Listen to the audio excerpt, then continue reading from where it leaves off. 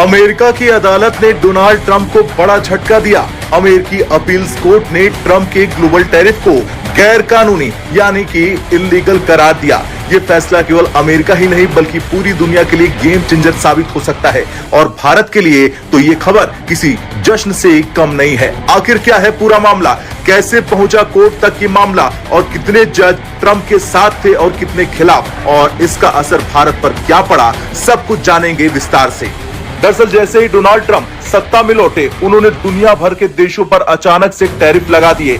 10% से लेकर 50% तक इंपोर्ट ड्यूटी सीधा बढ़ा दिया। वजह बताई गई कि अमेरिका में नेशनल इमरजेंसी ऑन ट्रेड है। स्मॉल बिजनेसेस और कई अमेरिकी स्टेट्स इन फैसले से परेशान हो गए और इंपोर्टेड गुड्स महंगे हो गए। उदाहरण समझिए, अगर कोई प्रोडक्ट पहले $100 में आता था तो ट्रंप के टैरिफ के बाद वही $150 का पड़ने लगा। इससे अमेरिका के भीतर ही बिजनेस पिसने लगे। यही वजह बनी स्मॉल बिजनेसेस और अमेरिकी राज्यों ने मिलकर ट्रंप के फैसले को कोर्ट में चुनौती दे डाली। चलिए अब जानते हैं कौन सा कोर्ट और किस आधार पर दिया फैसला। मामला पहले US court of international trade में गया। वहां कोर्ट ने कहा ट्रंप ने अपनी सीमा से बाहर जाकर टैरिफ लगाए। इसके बाद अपील हुई US court of appeals for the federal circuit में, जो ट्रेड और इंटरनेशनल इकोनॉमिक मामलों की स्पेशलाइज्ड कोर्ट है। इस कोर्ट ने कहा ट्रंप प्रशासन ने international emergency economic power act IEEPA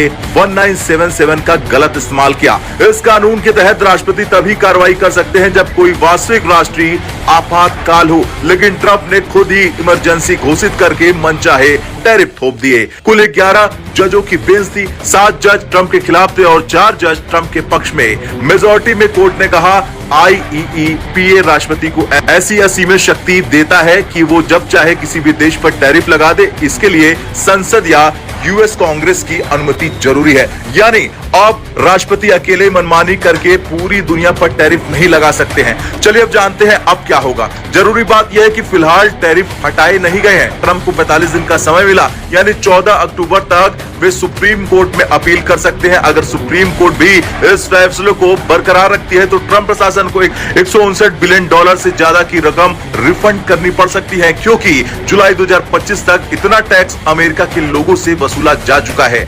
अब बड़ा सवाल, भारत को खुशी क्यों होनी चाहिए? दरअसल भारत पर ट्रंप ने 2 टैरिफ लगाए। एक रेसिप्रोकल टैरिफ 25% का, क्योंकि भारत भी अमेरिका पर ड्यूटी लगाता है। दूसरा है प्रतिबंध टैरिफ, अतिरिक्त टैरिफ 25% का।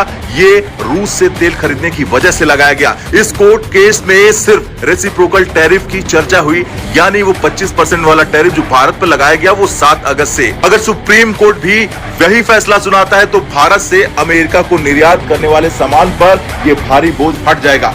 अब सीधी भाषा में समझिए, भारत के स्टील, फार्मा, टेक्सटाइल और ऑटोमोबाइल प्रोडक्ट अमेरिका में फिर से सस्ते होकर बिकेंगे और अमेरिकी स्मॉल बिजनेस भी खुश होंगे, क्योंकि उन्हें सस्ता रॉ मटेरियल मिल जाएगा भारत से।